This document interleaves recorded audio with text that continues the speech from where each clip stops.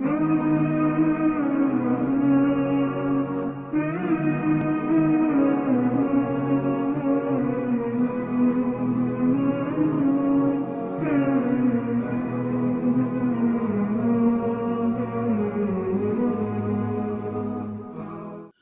للہ وحدہ والصلاة والسلام علی من لا نبی بعدہ اما بعد اعوذ باللہ من الشیطان الرجیم بسم اللہ الرحمن الرحیم یا ایھا الناس اعبدوا ربکم الذی خلقکم والذین من قبلکم لعلکم تتقون الذی جعل لکم الارض فراشا والسماء بناء وأنزل من السماء ماء فأخرج به من الثمرات رزقا لكم فلا تجعلوا لله أندادا وأنتم تعلمون صدق اللہ العظیم۔ یہ سورۃ البقرہ کی آیت نمبر 21 اور 22 ہے۔ اللہ تعالیٰ فرما رہے ہیں او لوگوں، اپنے اس رب کی عبادت کرو جس نے تم سے پہلے کے لوگوں کو پیدا کیا، جس نے تم کو پیدا کیا، والذین من قبلکم، اور تم سے پہلے کے لوگوں کو پیدا کیا، لعلکم تتقون، تاکہ تم بچ جاؤ۔ پیدا کرنا یہ اللہ تعالیٰ کی وہ نعمت ہے جو اللہ کے سوا انسان کو کوئی اور نہیں دے سکتا۔ اللہ نے جتنی مخلوقات بنائی ہیں، چھوٹی ہو یا بڑی، لیکن انسان کو کوئی پیدا نہیں کر سکتا۔ انسان تو چھوڑیے، چھوٹی سے چھوٹی چیز کو بھی کوئی پیدا اللہ کے سوا نہیں کر سکتا۔ اور آپ دیکھیں کہ انسان کیا ہے؟ اشرف المخلوقات، دنیا کی سب سے اونچی مخلوق، تمام مخلوقات کی سردار۔ اور یہ پیدا کیسے ہوا ہے؟ آپ دیکھیں کہ انسان کھاتا ہے، پیتا ہے، اور وہ جسم میں جا کے خون بنتا ہے، اور پھر کئی دنوں کے کئی مراحل سے گزرنے کے بعد پھر وہ خون نطفے میں تبدیل ہوتا ہے، پھر باپ کی کمر میں قرار پاتا ہے، اور پھر بند کمرے کے اندر میاں بیوی ملاقات کرتے ہیں، اور پھر وہ نطفہ باپ کی کمر سے نکل کر ماں کے پیٹ میں جاتا ہے، اور پھر کئی مہینوں ماں کے پیٹ میں رہنے کے بعد، بڑے حفاظتی تدابیر سے گزرنے کے بعد، پھر یہ ایک جیتے جاگتے انسان کی شکل میں پیدا ہو جاتا ہے۔ اللہ تعالیٰ نے اتنی اونچی مخلوق کو، انسان سب سے اعلیٰ مخلوق ہے، اور نبیوں کو انسانوں میں اللہ تعالیٰ نے پیدا کیا۔ ظاہر سی بات ہے انبیاء کرام انسانی ہوا کرتے تھے، بڑے بڑے رسولوں کو، نبیوں کو اللہ تعالیٰ نے انسانوں کے اندر سے پیدا فرمایا، مبعوث فرمایا۔ پھر یہ انسان پیدا کیسے ہو رہا ہے؟ سطر کھلتا ہے، پھر وہ آپ جانتے پانی پاس ہوتا ہے، بندہ ڈسچارج ہوتا ہے، تو پھر کیا ہوتا ہے؟ غسل واجب ہوتا ہے، ناپاک ہو جاتا ہے۔ اب یہ قرآن نہیں پڑھ سکتا، اب یہ مسجد نہیں آ سکتا، اب یہ نماز نہیں پڑھ سکتا۔ یہ انسان کے جسم سے دو چار قطرے جو نکلتے ہیں، اس کے نتیجے میں انسان ناپاک ہو جاتا ہے۔ ان قطروں سے انسان کو پیدا کیا ہے۔ بتائیے، سطر کھلتا ہے، آپ دیکھیں دنیا کے اندر کتنی تہذیبیں، پڑھے لکھے بھی ہیں، جاہل بھی ہیں، مالدار بھی ہیں اور غریب بھی ہیں، لیکن بالکل گیا گزرا آدمی جو پڑھا لکھا نہ بھی ہو، جو بیچارہ مالدار بھی نہ ہو، بہت زیادہ غریب ہو، وہ بھی اس بات کو پسند نہیں کرتا کہ دنیا کے سامنے اس کا سطر کھلے۔ ہے کوئی انسان جو یہ کہے ہاں مجھے پسند ہے یہ بات کہ میرا سطر کھل جائے اور لوگ دیکھیں؟ جب یہ سطر کھلتا ہے، جس کو کھولنا کوئی پسند نہیں کرتا، تب انسان پیدا ہوتا ہے۔ اللہ تعالیٰ چاہتا تو دیکھیں بارش کے قطرے بھی تو دنیا میں اتر رہے ہیں نا، جس طریقے سے بارش آتی ہے اس کے قطرے زمین پر اترتے ہیں۔ اللہ تعالیٰ چاہتا اس طرح سے پیدا کر دیتا، بارش کے قطروں کی صورت میں انسان، بچے زمین پر آ جاتے۔ اللہ تعالیٰ کے لیے کیا مشکل تھا؟ لیکن دیکھیں کس طرح سے پیدا کیا ہے، کن راستوں سے گزارا ہے، اور آج انسان کہتا تو جانتا ہے میں کون ہوں۔ یہ انسان کی حیثیت ہے۔ اللہ تعالیٰ ہماری، حالانکہ ہم احسن تقویم ہیں، اشرف المخلوقات ہیں، لیکن اللہ تعالیٰ نے اوقات بتا دی ہماری۔ نطفے سے پیدا کیا ہے، من نطفہ، نطفے سے پیدا کیا ہے، اور کس طرح سے پیدا کیا ہے، کن راستوں سے گزارا ہے، کن مراحل سے پیدا کیا ہے، آپ دیکھ لیں۔ اور انسان پیدا ہونے کے بعد کیا ہے؟ میرے ایک استاد کہتے تھے کہ انسان کے جسم میں جتنے چھید ہیں، جتنے سوراخ ہیں، ان سوراخوں سے کیا نکل رہا ہے؟ کان میں سے کیا نکل رہا ہے؟ ناک میں سے کیا نکل رہا ہے؟ پیشاب اور پخانے کے راستے سے کیا نکل رہا ہے؟ ناف کا جو سوراخ ہے اس میں سے کیا نکل رہا ہے؟ بدبو آتی ہے۔ آنکھوں میں سے کیا نکل رہا ہے؟ رات کو سو جائے تو پھر منہ میں سے بدبو آتی ہے۔ انسان کے اندر جتنے سوراخ ہیں، کیا نکل رہا ہے؟ غلاظت ہی غلاظت، گندگی گندگی۔ ذرا سا کٹ لگ جائے ہاتھ پہ تو کیا نکلتا ہے؟ خون۔ خون بھی تو ناپاک ہے۔ کپڑے پر لگ جائے تو نماز نہیں ہو سکتی، دھونا ضروری ہے۔ پخانا ناپاک، پیشاب ناپاک، نطفہ ناپاک، خون ناپاک، گندگی گندگی نکل رہی ہے۔ اور آپ دیکھیں جب یہ قبر میں چلا جاتا ہے، کیڑے مکوڑے کھا جاتے ہیں، وہ کھال وغیرہ ہٹ جاتی ہے، پھر اندر سے کیا نکلتی ہے؟ خوفناک کھوپڑی، جو نطفے سے پیدا ہو رہا ہے، خون سے پیدا ہو رہا ہے، گندگی نکال رہا ہے، اور اندر سے کھوپڑی اس کے نکل رہی ہے. وہ کہتا ہے تو جانتا ہے میں کون؟ اللہ ہماری حفاظت فرمائے. دو کوڑی کی حیثیت نہیں ہم لوگوں کی، دو کوڑی کی حیثیت نہیں ہماری، اگر اللہ تعالیٰ ہمارے اوپر کرم نہ فرمائے.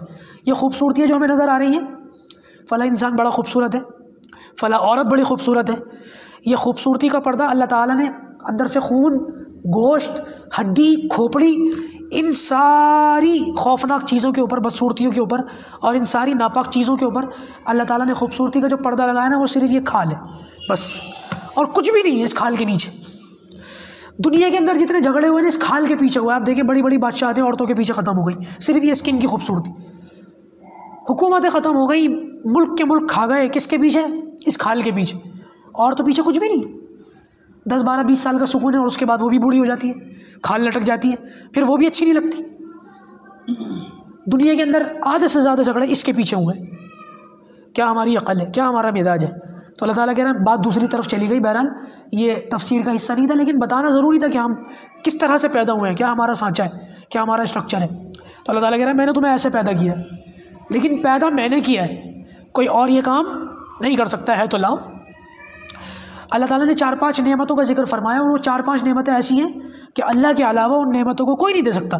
سب سے پہلے نعمت کون سی ہے؟ انسان کی اپنی پیدائش. کوئی نہیں کر سکتا. ماں باپ تو ذریعہ ہے، اللہ تعالیٰ نے اس کے بغیر بھی پیدا کر کے دکھایا. آدم علیہ السلام کو بغیر ماں باپ کے، حوا کو پیدا کیا بغیر کسی عورت کے، عیسیٰ علیہ السلام کو پیدا کیا بغیر کسی مرد کے. اللہ تعالیٰ نے تینوں مثالیں قائم کر دی. تو اللہ تعالیٰ کہہ رہا ہے الذی جعل لکم الارض فراشا، میں نے تم سے پہلے لوگوں کو تم کو پیدا کیا، تم سے پہلے لوگوں کو پیدا کیا. یہ میری ایک نعمت. دوسری نعمت کیا ہے؟ الذی جعل لکم الارض فراشا، میں نے تمہارے لیے زمین کو فرش بنا دیا. اور زمین گول ہے یا چپٹی ہے، یہ بات پچھلی تفسیر میں کل پرسوں میں آ گئی تھی. والسماء بناء، اور میں نے تمہارے لیے آسمان کو چھت بنایا. اس زمین کو بچھانے والا بھی صرف میں ہوں، میرے ساتھ کوئی شریک نہیں ہے، میرے علاوہ کوئی نہیں ہے. اور اس آسمان کو چھت بنانے والا بھی صرف میں ہی ہوں. وانزل من السماء ماء، اور اس سے بارشیں برسانے والا کون ہے؟ یہ بھی میں ہوں. پانی کو بارش کی شکل میں برسانے والا کون ہے؟ میں ہوں. یہ بھی اللہ تعالیٰ کی نعمت ہے کہ بارش چھوٹے چھوٹے قطروں کی شکل میں نیچے آتا ہے. آپ سنتے نہیں بادل کہیں پھٹ جاتا تو شہر کے شہر بہہ جاتے ہیں، ڈوب جاتے ہیں. تو اللہ تعالیٰ کا کتنا بڑا فضل ہے، نعمت ہے اس کی کہ بارش کو اتارا، ایک صحیح انداز کے اندر اتارا، ورنہ چھرے کی طرح آتا، اوپر سے گھستا اور نیچے سے نکل جاتا، بندہ مر جاتا. آپ سنتے نہیں ہیں ایسٹرائڈ وغیرہ کے بارے میں، جب یہ گرتے ہیں تو ہمارے ایٹماسفیئر میں ٹکرا کر کے جلنا شروع ہو جاتے ہیں. وہ جلے نا تو پھر دیکھیے کیا ہوتا ہے. والسماء بناء، آسمان سے پانی کو اتارا. وانزل من السماء ماء، آسمان سے پانی کو اتارا. فاخرج به من الثمرات رزقا لكم، اور پھر میں نے تمہارے لیے پھل نکالے، تمہارے جو ہے رزق کے لیے، روزی کے لیے. یہ سارے کے سارے کام کون کر رہا ہے؟ اللہ ہی کر رہا ہے. ایک بالکل جو بیچارہ پڑھا لکھا نہیں ہوتا، جاہل ہوتا ہے، جاہل سے جاہل ہوتا ہے، بدو گوار دیہاتی ہوتا ہے، وہ بھی اگر کائنات میں اس چیزوں پر غور کرے، مجھے پیدا کس نے کیا؟ دیکھو نا اللہ تعالیٰ نے کتنے زبردست انداز میں پیدا کیا. ناک یہاں ہے تو سب کی یہی ہے. اگر اللہ تعالیٰ ناک یہاں کے بجائے یہاں لگا دیتا، ظاہر سی بات ہے بندہ کھانا نوالا کھانے سے پہلے سونگتا ہے، تو بندہ نوالا بنا کے اگر ناک یہاں ہوتی تو پیچھے یہاں لے کے جاتا. کیسا لگتا؟ ناک کہاں لگائی؟ بالکل منہ کے پاس، کہ یہیں سے سونگ کر پتہ لگ جائے کہ یہ کھانا خراب ہے یا صحیح ہے. کتنی زبردست اللہ تعالیٰ کی کاریگری ہے. اور پھر یہ بھی غور کرے کہ آسمان بنا ہوا ہے، زمین بنی ہوئی ہے، اور اس سے پانی برس رہا ہے اور غلے نکل رہے ہیں. تو آدمی کتنا ہی زیادہ جاہل کیوں نہ ہو، کتنا ہی زیادہ بیچارہ گوار کیوں نہ ہو، اور کتنا ہی زیادہ بیچارہ ان پڑھ سے ان پڑھ گیا گزرا کیوں نہ ہو، وہ بھی اگر ان نعمتوں کے اندر غور کرے گا تو وہ بھی اللہ تعالیٰ کو پہچان لے گا کہ نہیں، یہ ساری نعمتیں دینے والا کون ہے؟ پروردگار ہے. تو اگر جب وہ پہچان لے گا کہ دینے والا اللہ ہے، کوئی اور نہیں ہے، تو ظاہر سی بات ہے وہ شرک بھی نہیں کرے گا. لیکن آج مصیبت یہ ہے کہ بڑے سے بڑے پڑھے لکھے لوگ بھی، سمجھدار سے سمجھدار لوگ بھی وہ شرک میں مبتلا ہو جاتے ہیں. اللہ ہماری حفاظت فرمائے. ہاں ایک چیز ایسی ہے جس کے اندر انسان کو شبہ ہو سکتا ہے، وہ یہ کہ کھیتی تو انسان کرتا ہے، زمین کو کھودتا ہے، ہل چلاتا ہے، بیج بوتا ہے، پھر سردی گرمی میں اس کی حفاظت کرتا ہے، جانوروں سے بچاتا ہے. جب کھیتی پک جاتی ہے تو گدھوں کے پیچھے اور بیلوں کے پیچھے لٹ لے کے بھاگتا ہے، کیڑوں کے لیے کہ اس پہ کیڑوں مارنے کی دوائی لگاتا ہے. تو یہ سارے مراحل تو انسان کر رہا ہے، یہ نظر آتا ہے. لیکن ظاہر سی بات ہے کہ اگر غور و فکر کیا جائے تو یہ ساری چیزیں بھی کون کر رہا ہے؟ یہ صرف انسان کو ذریعہ بنایا ہے کہ زمین کے نیچے گٹھلی کے اندر جو ایک چھوٹی سی کوپل پیدا ہوگی، اس کوپل کے پیدا ہونے کے بعد راستے میں جتنی رکاوٹیں ہیں، انسان صرف ان رکاوٹوں کو دور کرنے کا ذریعہ ہے۔ ورنہ انسان سب کچھ کر لے، ہل چلا لے، کھیتی کر لے، بیج بولے، پانی دے دے، لیکن اللہ تعالیٰ اس میں سے گٹھلی میں سے کوپل ہی نہ نکالے تو انسان کچھ کر سکتا ہے پھر؟ اور ایسی مثالیں ہیں کہ بعض مرتبہ کھیتیاں خراب ہو جاتی ہیں، کوئی بھی اس میں سے نہیں نکلتا بیج، تو یہ سب کرنے والا کون ہے؟ یہ بھی اللہ تعالیٰ ہی کر رہا ہے۔ جب ان ساری نعمتوں پر غور و فکر کر لیا، جب اس کو سامنے رکھ کر اللہ تعالیٰ کے بارے میں سوچ لیا، اب اللہ تعالیٰ کہہ رہے ہیں فَلَا تَجْعَلُوا لِلَّهِ، خبردار باوجود جاننے کے، اندادا وانتم تعلمون، باوجود جاننے کے اللہ کے شریک مقرر نہ کرو۔ باوجود اس بات کے جب ان ساری باتوں میں تم نے غور کر لیا، جان لیا، سمجھ لیا، اب اللہ تعالیٰ کا شریک نہ بناؤ۔ جب یہ نعمتیں تم کو اللہ تعالیٰ دے رہے ہیں تو پھر تم کیوں غیروں کو سجدہ کرتے ہو؟ اللہ تعالیٰ نے انسان کو پیدا کس لیے کیا تھا؟ اپنی عبادت کے لیے، کہ انسان دنیا کے اندر رہ کر دنیا سے فائدہ اٹھا کر اللہ تعالیٰ کا شکر کرے، شکر کے بدلے میں اللہ تعالیٰ کو رکوع کرے، سجدہ کرے۔ اور ہوا یہ کہ انسان نے جب اللہ تعالیٰ کو چھوڑ دیا، 70 کروڑ معبودوں کو سجدہ کرنے لگا۔ مخلوقات میں جو بڑے بڑے لوگ، آج تو پتہ نہیں کس کو سجدہ ہو رہا ہے، سورج کو سجدہ، چاند کو سجدہ، آسمان کو سجدہ، دھرتی ماں کو سجدہ، اور پتہ نہیں کیا کیا ہو رہا ہے۔ حالانکہ یہ سارے کس کے محتاج ہیں؟ اللہ تعالیٰ کے محتاج ہیں، اور ہونا بھی ہے انشاءاللہ۔ اس مضمون کو، توحید کے مضمون کو سورہ اخلاص کے اندر سمجھایا تھا آپ حضرات کے سامنے گزشتہ نشست میں۔ اس کا مضمون آج تھوڑا سا باقی ہے انشاءاللہ۔ آپ جانتے ہیں ہفتے کے اتوار کے اندر عشاء کی نماز کے بعد ہمارے یہاں قرآن مجید کی تفسیر ہوتی ہے آدھے گھنٹے کے لیے، تو جو مضمون باقی رہ گئے تھے انشاءاللہ، توحید کس کو کہتے ہیں اور توحید کی کتنی قسمیں، یہ ساری باتیں آپ حضرات کے سامنے گزشتہ نشست میں آئی تھی، اور انشاءاللہ اس کی کچھ باتیں، کچھ پہلو اس کے رہ گئے، وہ انشاءاللہ آج عشاء کی نماز کے بعد آئیں گے۔ تو اس کو اچھے سے سمجھنے کے لیے ہم کون ہیں؟ موحد، مسلمان۔ مسلمان کون ہوتا ہے؟ جو اللہ کو ایک مانتا ہے۔ اللہ سے ایک ہونے کا کیا مطلب ہے؟ اب اگر اس بات کا آپ کو جواب سمجھ رہے ہیں اور دوسروں کو دینا چاہتے ہیں، اور انشاءاللہ ہمیں دینا ہے، جب ہم دوسروں کو دعوت دینے کی نیت کرتے ہیں نا پوری دنیا کو، کہ پورے کائنات کی نیت کر لو، نیت تو جب کریں گے نا ہمارے میں کچھ ہوگا، دعوت کب دیں گے؟ جب ہمیں کچھ آتا ہوگا۔ تو انشاءاللہ عز و جل ایسی مجالس کے اندر بیٹھیے، سیکھیے، سمجھیے، پھر انشاءاللہ دعوت دینا ہمارے لیے اور زیادہ آسان ہوگا۔ اللہ تعالیٰ ہمیں ان باتوں کو سمجھنے کی توفیق عطا فرمائے۔